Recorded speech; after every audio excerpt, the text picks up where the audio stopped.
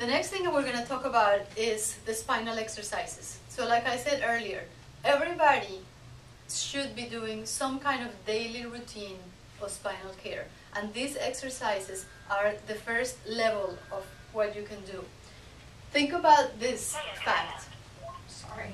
Try silencing it. If you looked at the circulation in an 18-year-old person, you would see that there are arteries that are bringing blood to the spine. These arteries go into the discs and into the bones of the spine. They're bringing oxygen, nutrients, all the things that are necessary to keep the spine really flexible and to keep the discs hydrated. At age 21 or so, these arteries completely close off, so that our discs literally get no more oxygen or nutrients or blood supply for the rest of our life. So at age 21, our spine already is in a situation that is more precarious and more susceptible to becoming degenerated and to becoming brittle and dried out. The discs in our spine are like little cushions, little shock absorbers, like sponges. What happens if you take a sponge and you squeeze it, and then you put it in water and you release it? The water seeps into the sponge. Well, you can have a similar effect happening with the discs of your spine, where if you could squish them and then release them, they would absorb water and nutrients and fluid from the surrounding areas. That's what these exercises do. They literally pump and squeeze your discs so that they start to acquire all of this nutrition from around them, nutrition that is no longer coming after age 21.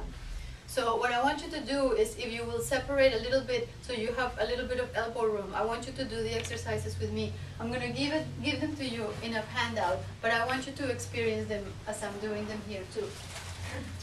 So let's see. Oscar, do you want to move out a little bit so that maybe you can move this way, because she has no place to go? Stuck.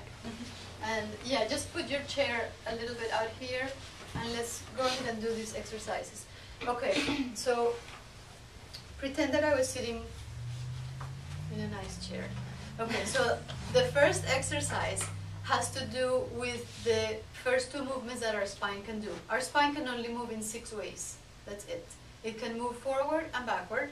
It can move rotating side to side, or it can move flexing side to side. That's it. These exercises will address all 6 of these movements. So let's start with the rotational movement. So go ahead and put up your hands right here. You want to sit right here so you have more room? You're going to bump her with your elbow. Okay, so the first exercise is literally just twisting your spine from side to side.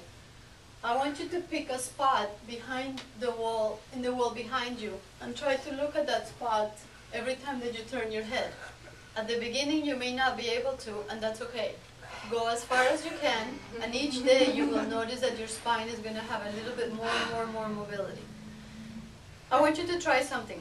I want you to slouch, and then try that exercise in a slouching position. Can you see how that's not doing anything at all? So you have to be in a nice... You have to be really aligned in order for that exercise to do that amount of torsion that we want. Okay, so you're going to do 50 repetitions of it, meaning 25 to each side.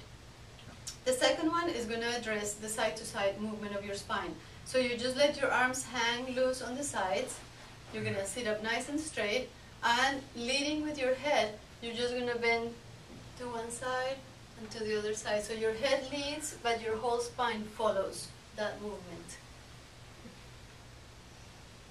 If you sit on a stool or on the edge of your bed, on the corner of your bed, that's the best place, so you don't have anything that's keeping you from the movement.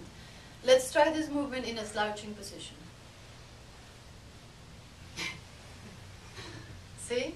It doesn't happen. So you do 25 to each side, meaning you're going to count to 50. The last one addresses the forward and backward movement of your spine. So you literally just let yourself completely go into a slouching position, and then pretend that there's a wave coming up your spine that starts at the very bottom, and that wave is pushing each part of your spine forward, almost one bone at a time. And then it goes all the way to your neck. And then you slouch all the way down again. Start at the very bottom and just move one bone at a time, forward, forward, forward, forward, forward. Then your shoulders and your neck.